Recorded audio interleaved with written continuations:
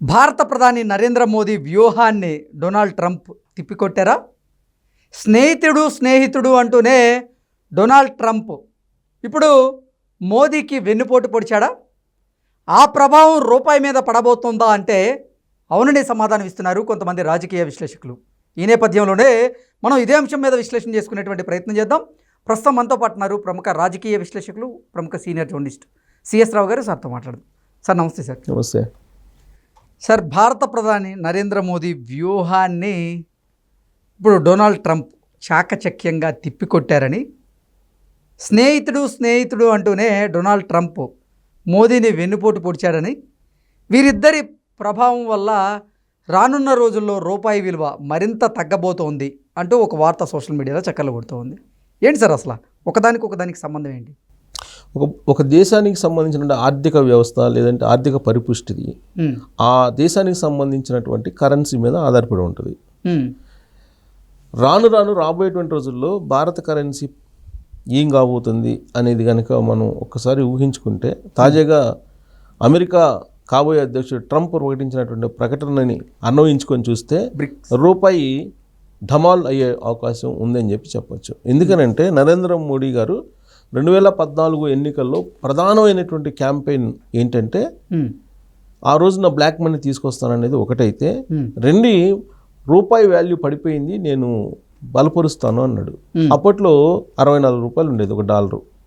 64 రూపాయలని 34 రూపాయలు తీసుకొస్తానని చెప్పి ప్రామిస్ చేశాడు నరేంద్ర మోడీ గారు 2014లో ఎన్నికల క్యాంపెయిన్లో.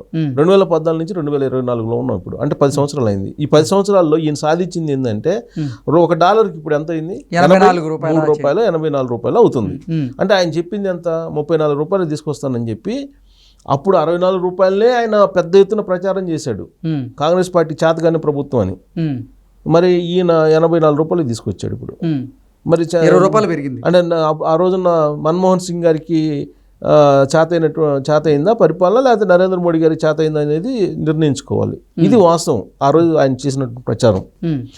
ఇక సరే, ఆయన రూపాయిని బలపరచడానికి ఆయన ఏం ప్రయత్నాలు చేశాడు నరేంద్ర మోడీ గారు అధికారంలోకి వచ్చిన తర్వాత లెక్కేసుకుంటే, ఆయన ఆసియా దేశాలు, తర్వాత సరిహద్దు దేశాలతో ఉండేటువంటి వాటితోటి ద్వైపాక్షిక సంబంధాలు కుదుర్చుకొని ఆయన ఏం చేశాడు, బ్రిక్స్ అనే దాన్ని ఏర్పాటు చేసి, ఆ తర్వాత ఏషియన్ డెవలప్మెంట్ బ్యాంక్ ఒకదాన్ని ఏర్పాటు చేసి, ఆ బ్యాంక్ నుంచి లోన్ తీసుకుని ఏషియా కంట్రీస్ అన్ని డెవలప్ కావాలి అనేటువంటిది ఒక ఆలోచన అయితే, బ్రిక్స్ అనేదాన్ని ఒకదాన్ని ఏర్పాటు చేసి, అంటే బ్రెజిల్, రష్యా, ఇథోపియా, చైనా, ఈ కంట్రీస్ అన్నీ కలిపి నీకు ఒక బంచ్గా ఏర్పడి ఆ దేశాల్లో పండేటువంటి పంటని సపోజ్ ఇండియాకి ఎక్స్పోర్ట్ చేశారనుకోండి, ఈ ఇండియా కరెన్సీలో వాళ్ళకి పే చేస్తుంది. అదే ఇండియాకి సంబంధించిన వస్తువుల్ని వాళ్ళ దేశానికి పే చేశారనుకోండి, వాళ్ళ కరెన్సీని మనం తీసుకుంటున్నాం. ఇలా మ్యూచువల్గా ఇది ఎప్పటి నుంచో తరతరాలుగా ఉంది. ఇంతకుముందు పెద్దవాళ్ళ కాలంలో ఎలా ఉండేదంటే, ఇవన్నీ లేనప్పుడు, ఈ కరెన్సీ వ్యవహారాలు లేనప్పుడు, సపోజ్ ఒక జిల్లాలో లేదంటే సమీప ప్రాంతంలో పండేటువంటి పంటను సపోజ్ ఎవరికైనా వేరుశనగలు పండి అనుకో, ఈ వేరుశనగలు ఇచ్చేసి వాళ్ళ దగ్గర పండినటువంటి కందులో తీసుకునేవాళ్ళు మ్యూచువల్గా. అంటే పంట మార్పిడి. ఆ పండినటువంటి పంటని అక్కడ తీసుకొని వీళ్ళకి కావాల్సిన వీళ్ళు తీసుకొచ్చుకునేవాళ్ళు. దానికి సంతలు కూడా పెట్టేవాళ్ళు పూర్వం కాలంలో, స్వాతంత్రానికి ముందు. ఇవన్నీ సంతలు పెట్టేసి ఎవరికి కావాల్సిన వస్తువులు వీళ్ళకి బండి వీళ్ళు తీసుకొస్తారు, వాళ్ళకి బండి వాళ్ళు తీసుకొస్తారు, వాళ్ళకి బండి అన్నీ ఉంటే వీళ్ళకి కావాల్సిన వాటిని వీళ్ళు జొన్నలు పండినాయి అనుకో, ఈ జొన్నలు ఇచ్చేసి వాళ్ళు సజ్జలు తీసుకుంటారు, లేదా ఈ సజ్జలు ఇచ్చేసి ఇంకొకరు శనగలు తీసుకుంటారు, ఆ శనగలు ఇచ్చేసి ఇంకొకరు. ఇట్టా సేమ్ అదే సూత్రాన్ని బ్రిక్స్ అమలు చేస్తుంది కరెన్సీ రూపంలో, కాకపోతే వస్తు రూపంలో కాకుండా కరెన్సీ రూపంలో అమలు చేయాలని బ్రిక్స్ అనేదాన్ని ఒకదాన్ని ఏర్పాటు చేసుకున్నారు. ఏర్పాటు చేసుకొని రష్యా కరెన్సీ మనకి పూల్ చేసుకుంటే మన కరెన్సీ వాళ్ళు తీసుకుంటారు. అలాగే చైనా కరెన్సీ మనం తీసుకుంటే, అంటే మనం దిగుమతి చేసుకున్న వస్తువులకి చైనా కరెన్సీలో మనం చెల్లిస్తే వాళ్ళ దగ్గరికి మన డబ్బులు వెళ్తాయి, వాళ్ళకి వాళ్ళు మన డబ్బులు ఇస్తారు మనం పంపించేటువంటి వస్తువులకి. ఇట్లా మ్యూచువల్ అండర్స్టాండింగ్ తోటి ద్వైపాక్షిక ఒప్పందాలు కుదుర్చుకున్నాయి. అంటే ఇలా ఏర్పడడానికి కారణం ఏంటి? ప్రపంచ దేశాలన్నీ కూడా డాలర్ మీద ఆధారపడి ఉన్నాయి. ఇప్పుడు ఎక్స్పోర్ట్స్కి కానీ ఇంపోర్ట్లకు కానీ కొనుక్కున్నా అమ్ముకున్నా డాలర్లోనే కొలమానంగా తీసుకుంటున్నారు. దాని కారణంగానే డాలర్ బలపడుతుంది. దాన్ని బలహీనపరిచేటువంటి ప్రయత్నం నరేంద్ర మోడీ గారు బ్రిక్స్ రూపంలో చేశారు. దానికి అమెరికా అధ్యక్షుడు రష్యా అధ్యక్షుడు పుతిన్ కానీ, చైనా అధ్యక్షుడు కానీ జిన్పింగ్ కానీ వీళ్ళందరూ బాగానే చేశారు. కానీ డాలర్ యొక్క హవాని తగ్గించలేకపోయారు. ఈ డాలర్ హవాని తగ్గిస్తే కనుక మీ అంతు చూస్తానని చెప్పి ఇప్పుడు మళ్ళా వీళ్ళ ప్రయత్నాలని ఆదిలోనే పొడిచారు. ఎవరు? కాబోయేటువంటి అధ్యక్షుడు ట్రంప్. తాజాగా ఆయన చేసిన ప్రకటన ఏంటి? మీరు గనక డాలర్ని భర్తీ చేసే ప్రయత్నం చేస్తే, బలహీనపరిచే ప్రయత్నం చేస్తే మీ ఇంపోర్ట్స్ ఉండవు, మీకు 100% మీకు 100% సుంకం విధిస్తాము అని చెప్పారు. అయిపోయింది.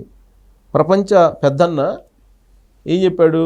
ప్రపంచ పెద్దన్న తాజాగా మీకు ఇంపోర్ట్స్ ఇవ్వను, మీకు ఇంపోర్ట్ డ్యూటీ వేస్తాను అని చెప్పాడు. అంటే దీని అర్థం ఏందో తెలుసా? సపోజ్ అంటే అందరికి అర్థం కావాలంటే సింపుల్ లాజిక్గా చెప్తా. ఎవరైనా ఒక ఊర్లో ఒక ధనవంతుడు ఉన్నాడు. ఆ ధనవంతుడి దగ్గర వ్యవసాయదారులు లేదా కూలీలు అప్పు తీసుకుంటారు, అంతే కదా. అప్పు తీసుకున్నప్పుడు అతను ఏం చేస్తాడంటే 100కి ₹1.5-2 వడ్డీ విధిస్తాడు. ఆయన ఏం చెప్తున్నాడు? ఇప్పుడు నా మాట వినకపోతే ₹5 వడ్డీ అని అంటున్నాడు. నా మాట వింటే ₹2 వడ్డీ, నా మాట వినకపోతే ₹5 వడ్డీ అని అంటున్నాడు. ఇప్పుడు వినాలా లేదంటే వినకుండా ఉండాలా?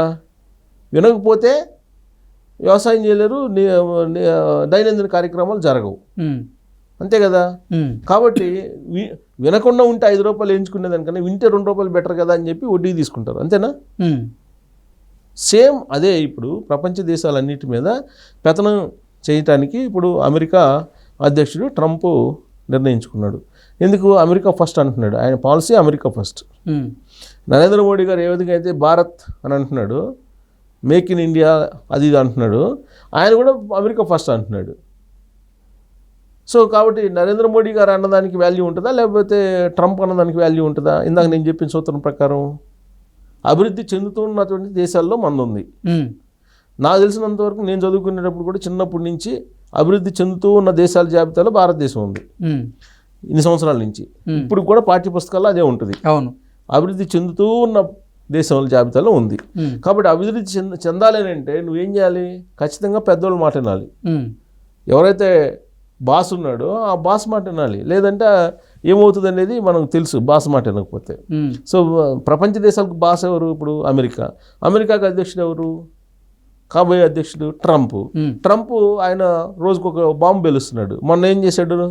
వారం క్రితం చైనాకి 20% దిగుమతి సుంకాలు వేస్తాను, కెనడాకి 20% వేస్తాను, తర్వాత ఇంకో దేశానికి బ్రెజిల్ కాదు మెక్సికోకి 20% వేస్తాను, చైనాకి 10% ఇది చెప్పినట్టున్నాడు.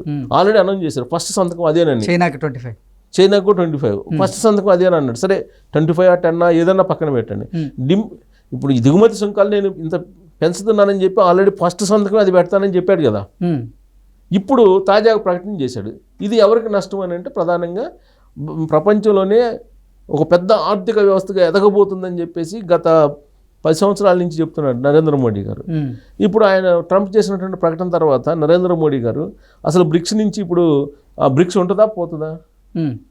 అసలు బ్రిక్స్ ఇప్పుడు వరకు జరిగినటువంటి ఏవైతే ద్వైపాక్ష ఒప్పందాలు ఉంటాయో వాటిని కంటిన్యూ చేస్తారా చేయరా? కంటిన్యూ చేస్తేనేమో ఇంపోర్ట్ డ్యూటీ చేస్తాడు. అక్కడ ఇంపోర్ట్ డ్యూటీ చేస్తే కనుక ప్రపంచవ్యాప్తంగా ఉండే గ్లోబలైజేషన్లో మనం వెనకబడతాం. ఆంక్షలు పెడతారు కదా. ఒక అమెరికానే కాదు, అమెరికా ఆధ్వర్యంలో ప్రపంచ దేశాలు చాలా ఉన్నాయి కదా, వాటన్నిటికీ ఆంక్షలు పెడతాడు. సో ఇప్పుడు మరి ఆంక్షలు పెట్టినప్పటికీ మనం నిలబడగలమా, లేదంటే బ్రిక్స్ను రద్దు చేసుకోవాలా? సంకట స్థితి. అంటే మళ్ళీ రూపాయికి మూడింది. ఇప్పుడు ఆల్రెడీ ₹83 ఉంది. ఇది మళ్ళీ ₹100కి వెళ్ళే అవకాశం ఉంది. ఎన్ఆర్ఐలు పండుగ చేసుకుంటారు, ఎందుకంటే వాళ్ళకి డాలర్ మార్చుకుంటే ఎక్కువ రూపాయలు వస్తాయి కాబట్టి. బట్ ఇండియాలో ఉండే వాళ్ళ పరిస్థితి ఏంటి? ఇప్పుడు ఆయనేమో ₹64 ఉన్నప్పుడేమో అది పెద్ద దారుణం అని చెప్పి ప్రచారం చేశాడు నరేంద్ర మోడీ గారు. ఇప్పుడు ₹83 ఉంది. దీన్ని అడిగేవాళ్ళు ఎవరు లేరు.